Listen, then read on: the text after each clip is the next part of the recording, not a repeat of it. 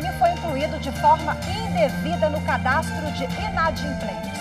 Pois é um problemão danado, né? E o nome sujo traz várias implicações, como, por exemplo, ter o crédito reprovado na hora de fazer um financiamento ou um empréstimo. A inscrição indevida no cadastro é um dos destaques do Jornal da Justiça de hoje. E você vai ver também. Justiça do Distrito Federal decide que marido de mulher internada com coronavírus fique em isolamento. Ele passou por exames após o governo decidir recorrer à justiça. Tabela de frete. Supremo Tribunal Federal realiza audiência de conciliação para tratar do assunto. E ainda, de faxineira a advogada. Na segunda reportagem da série A Força da Mulher, a lição de vida de Cosma Nascimento. Para chegar aqui, eu me dediquei bastante.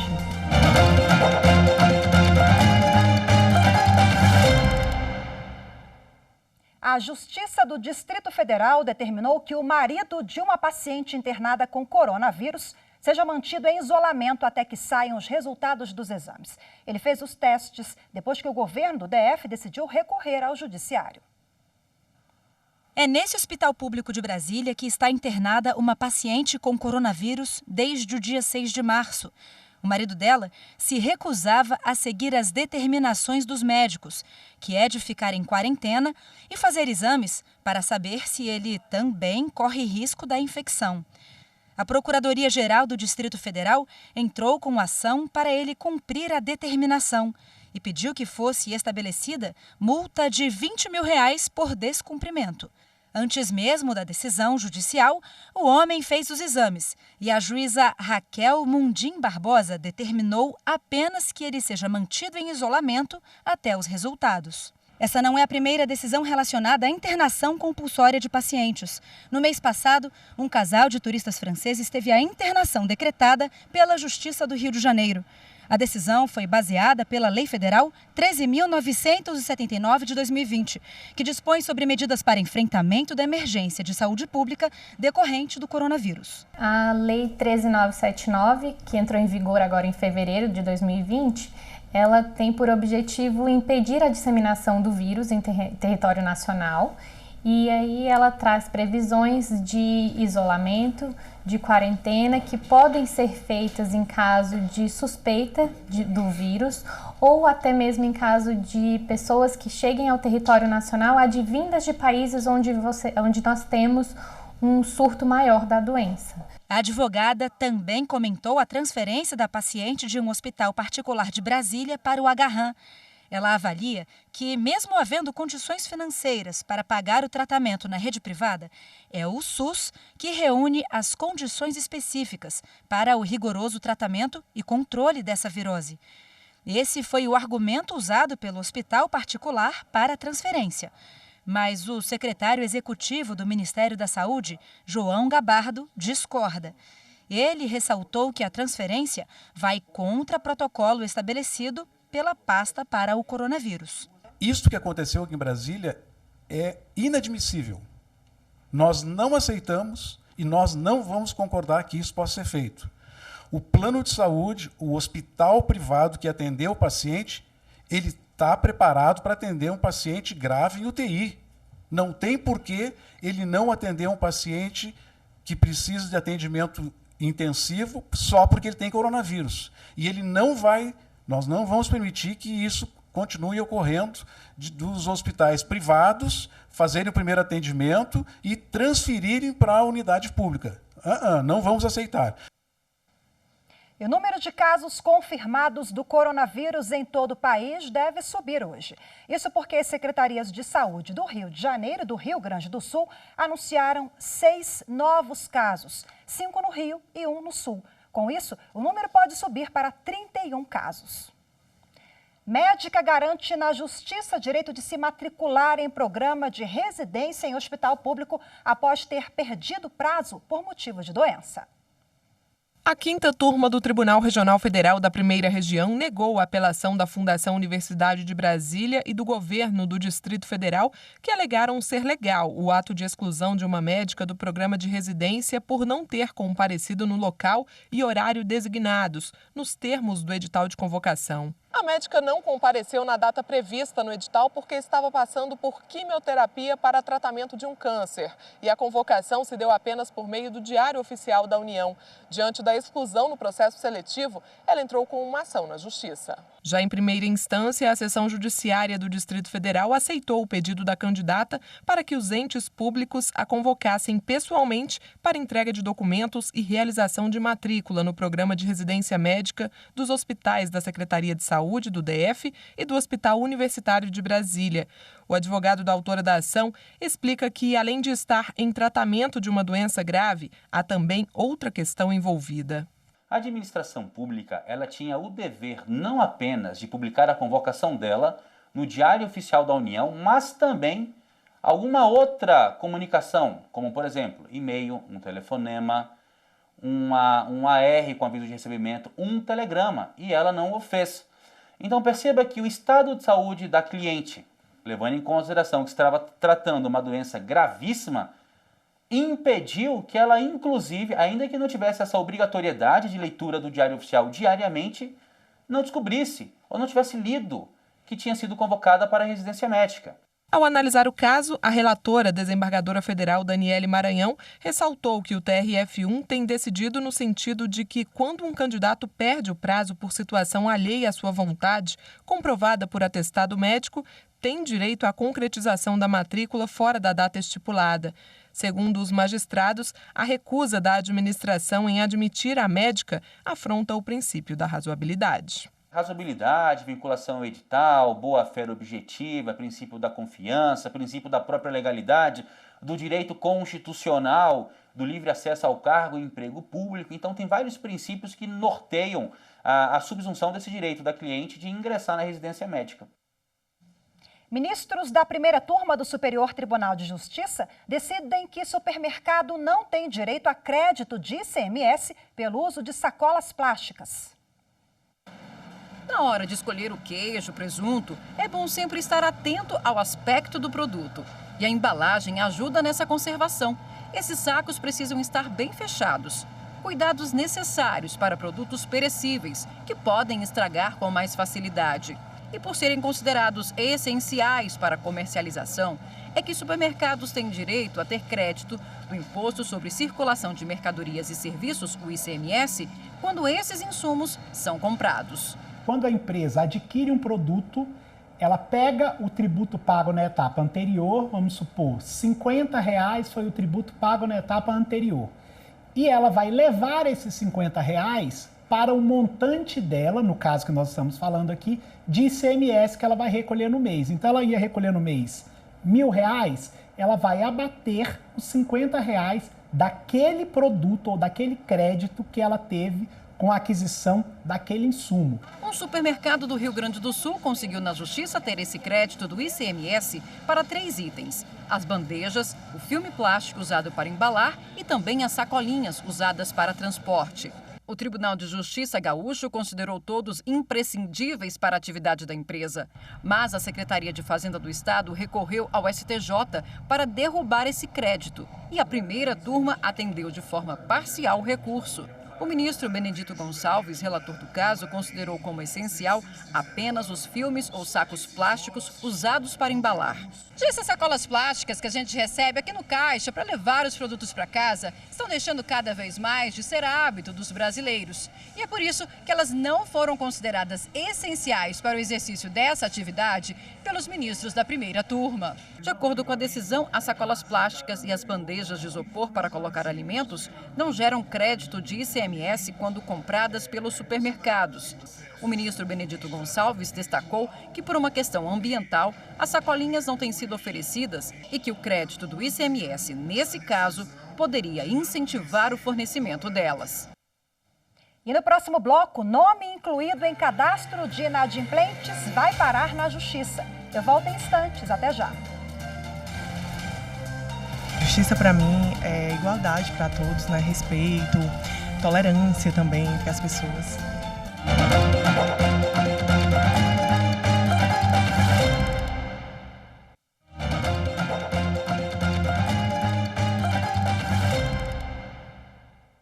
A Secretaria Nacional do Consumidor, que é vinculada ao Ministério da Justiça e Segurança Pública, divulgou hoje o boletim que reúne informações dos PROCONs estaduais. O documento traz os setores que mais receberam reclamação dos consumidores. E quem tem as informações e traz para a gente agora ao vivo é o repórter Gabriel Ciafrei. Olá, Gabriel, muito boa tarde para você. Oi, Rafaela, boa tarde para você, boa tarde a todos. É isso mesmo, viu? De acordo com a Secretaria Nacional do Consumidor, no ano passado foram 780 mil reclamações. O setor que lidera as queixas é a telefonia. E a telefonia é seguida, então, pelos bancos, que ficam na segunda colocação. Bom, a boa notícia é que esses dois setores são os que também lideram o índice de solução dos problemas. A plataforma consumidor.gov é coordenada pelo governo federal. E vale lembrar que qualquer pessoa pode fazer queixas, reclamações sobre as mais de 600 empresas que estão cadastradas no sistema. Rafaela. Obrigada, Gabriel. Sempre assim, telefonias e bancos estão ali no topo do ranking. Muito obrigada pelas informações, Gabriel. E o Tribunal Regional Federal da Primeira Região, em Brasília, condenou a Caixa Econômica Federal a indenizar correntista pela inclusão indevida do nome dela em cadastro de inadimplentes. A falta de planejamento financeiro tem levado muitos consumidores a ficarem endividados, um cenário que, em muitos casos, resulta em inadimplência e o consumidor tem o CPF negativado. Um levantamento feito pelo Serasa Experian mostrou que, em 2019, mais de 63 milhões de brasileiros tiveram um nome incluído no cadastro de proteção ao crédito, o que foi considerado um recorde histórico. Mas nem sempre ter o nome incluído nos cadastros de proteção ao crédito é sinônimo de que o consumidor seja um mau pagador. Em muitas situações, essa inadimplência é indevida e de responsabilidade das instituições financeiras, que por má gestão de dados e de informações, deixam muitos consumidores com o nome negativado e impedidos, por exemplo, de fazer um financiamento. Foi o que aconteceu com o comerciante Carlos Brito. Ele foi surpreendido com a inclusão indevida do seu nome no cadastro de inadimplentes. O banco do qual ele é correntista bloqueou seu cartão de crédito após constatar que havia uma restrição em seu nome feita por outro banco do qual ele sequer era cliente. Por meio de consulta ao site do Serasa, Carlos descobriu uma dívida em seu nome no valor de R$6 mil, referente a 2 cartões de crédito emitidos no Rio de Janeiro. Carlos explica que passou por situações constrangedoras por estar negativado. A primeira foi quando eu fui passar e fui negado. E na segunda vez que o banco falou que tinha retirado o meu nome, eu fui tentar passar numa loja, num shopping, e ainda continuou negado porque tinha um time lá para sair do Serasa. E aí a gente fica com aquela cara de que o vendedor já fica te olhando, né, Alice? Aí é picareta, alguma coisa nesse sentido. Então é muito chato. O fato rendeu a Carlos uma indenização na justiça por danos morais. Esse especialista em direito do consumidor explica que o dano moral sempre é cabível em casos de inadimplência indevida.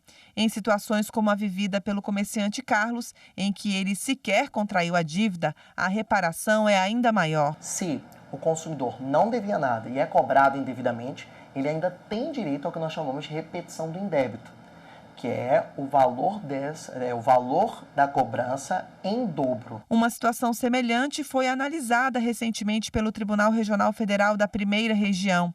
A Caixa Econômica Federal negativou o nome de uma cliente 9 dias após ela ter pago uma parcela de financiamento.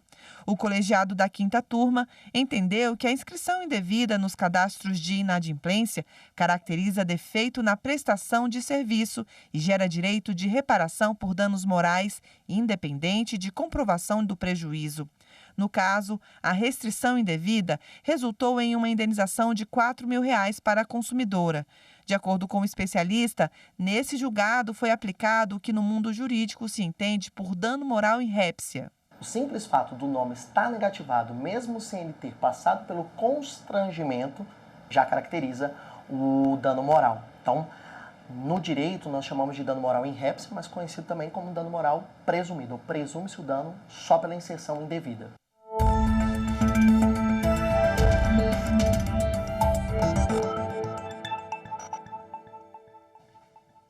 E para falar mais sobre o assunto, eu recebo agora aqui no estúdio a advogada Josiane Menezes de Carvalho. Seja bem-vinda, boa tarde. Muito obrigada. Boa tarde, Rafaela.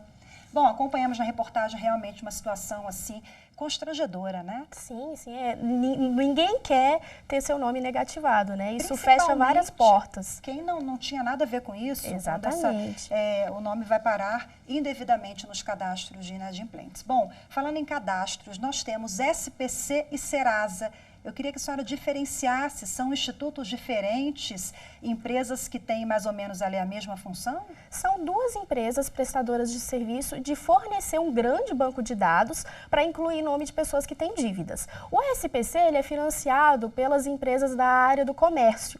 Já o Serasa é uma sociedade anônima que tem uma parceria com instituições bancárias. Então, a gente vai ter no SPC questões mais comerciais, prestação de serviço, venda, e no Serasa questões mais bancárias. Então, se o cliente, se o consumidor tem uma dívida, um problema bancário, o nome dele vai para o Serasa. Só que a gente também tem outras grandes instituições que também funcionam como negativação, mas essas duas são as principais que a gente pode falar agora. As consequências jurídicas, digamos assim, os problemas, a dor de cabeça, são as mesmas, independentemente do nome incluso em um ou outro? Sim, a dor de cabeça vai ser a mesma e o consumidor pode ter o nome dele negativado nas duas, só que vai ser por questões diferentes.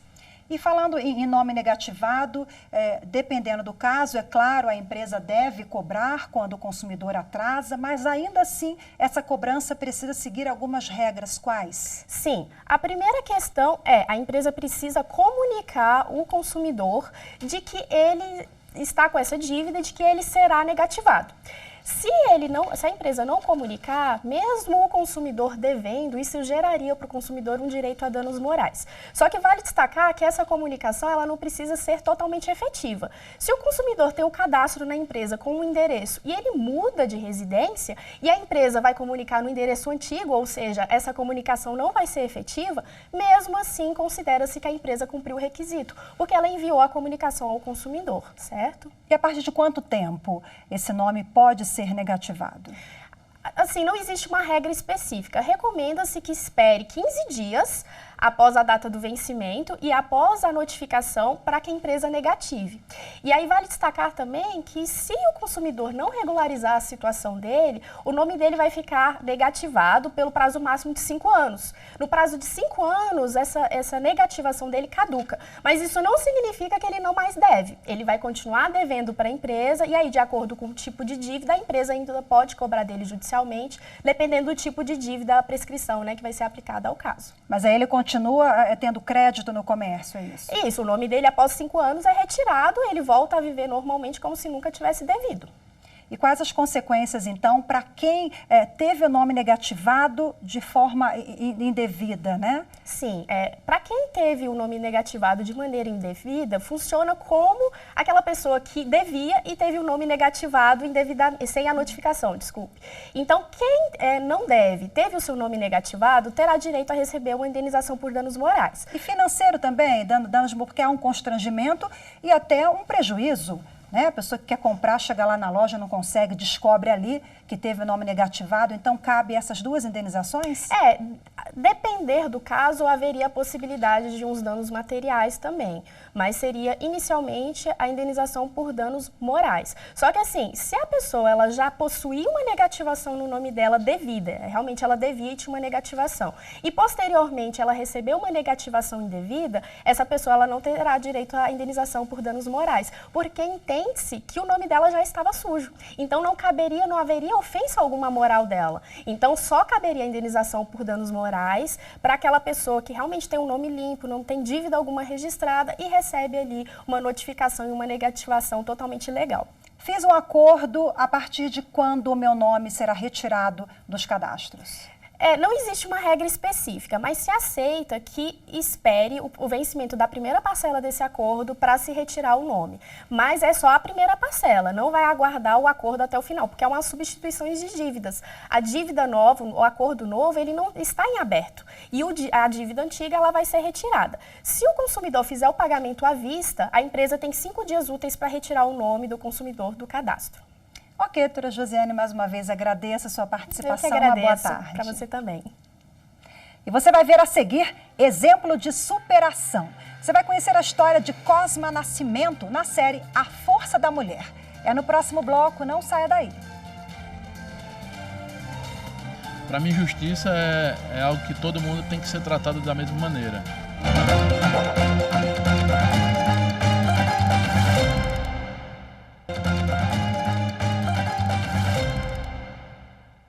Representantes do governo federal, caminhoneiros e empresários participam neste momento de audiência de conciliação para tratar da tabela do frete. A audiência coordenada pelo vice-presidente do Supremo Tribunal Federal, ministro Luiz Fux. E quem está acompanhando a audiência e traz agora ao vivo as informações é a repórter Viviane Novaes. Olá, Viviane, boa tarde para você. Olá, boa tarde para você, Rafaela, e para todo mundo. Olha, você lembra da greve dos caminhoneiros em 2018? Pois é, a tabela do frete, ou os chamados preços mínimos, foi uma medida tomada pelo governo para conter aquela greve que teve repercussões de grandes proporções econômicas para o Brasil, paralisação das estradas, também interferiu nas exportações brasileiras e também dos produtos que chegavam lá de fora. Bem, 3 ações tratam da política de fretes e estão aqui em tramitação no Supremo. E o motivo dessa audiência de conciliação é exatamente isso, para se chegar a um acordo. Até o julgamento, o ministro Luiz Fux decidiu manter a suspensão dos processos judiciais que devem ser levados este ano a plenário. Essa reunião eu estive acompanhando agora do lado de fora do gabinete do ministro Luiz Fux. Muita gente, muitos representantes, tanto dos caminhoneiros quanto dos empresários. E a gente vai ouvir agora 2 entrevistas de posições opostas. O representante dos caminhoneiros, que diz que o preço mínimo é necessário para a sobrevivência da categoria, e um representante dos empresários, que diz que esse tabelamento do frete onera os custos dos transportes no Brasil. Vamos ouvir as 2 entrevistas. Não se trata de uma simples reivindicação, mas se trata de uma regulação do mercado do transporte de cargas e de frete, porque o caminhoneiro não faz a negociação com o embarcador. E com isso ele é alijado do processo de livre negociação. Então, por isso, a necessidade da implantação do piso mínimo de frete como regulador dos preços de frete no país. No primeiro momento, a Associação Brasileira de Operadores Logísticos, desde o primeiro instante, entende que essa medida, essa política, ela é inconstitucional, né? Principalmente em razão de ferir uma regra universal, que é a regra da livre concorrência, da livre iniciativa e da negociação plural, né, das partes. Bem, vamos ver se essa reunião aí vai chegar realmente numa conciliação entre empresários e caminhoneiros. A gente continua acompanhando essa reunião. A cobertura completa você vai ver no Jornal da Justiça, 2ª edição. Rafaela. Obrigada pelas suas informações, Viviane. E essa conciliação é importantíssima, inclusive, para o país não parar de novo, né, naquela grande mobilização na greve que aí mexeu com vários setores, economia, o nosso dia a dia. Obrigada mais uma vez, boa tarde. Boa tarde. E hoje, na nossa série A Força da Mulher, você vai conhecer a história de Cosma Anastácia Nascimento. Ela venceu muitos obstáculos até realizar um sonho, fazer faculdade e se tornar advogada.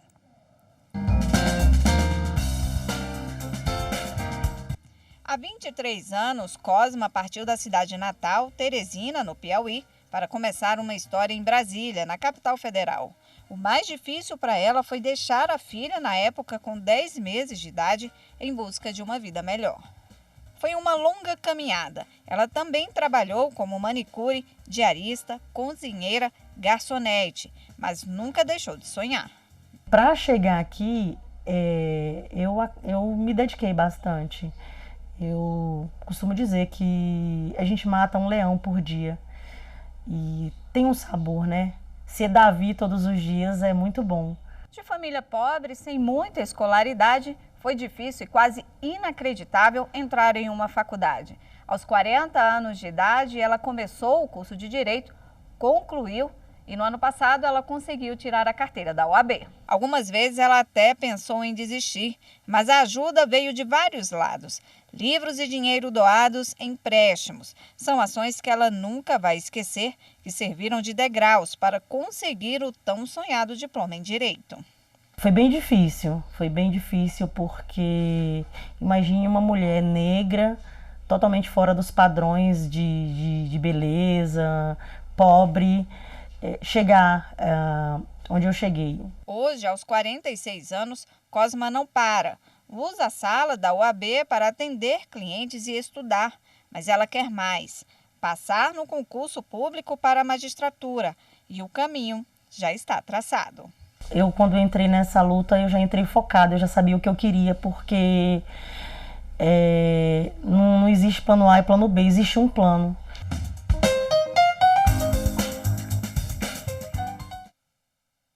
Que exemplo da Cosma, né? Parabéns a ela. Amanhã tem mais uma reportagem sobre mulheres inspiradoras. Hoje, o Jornal da Justiça fica por aqui. Você acompanha agora o programa Artigo 5º. Muito obrigada pela sua companhia. Boa tarde para você. Até amanhã.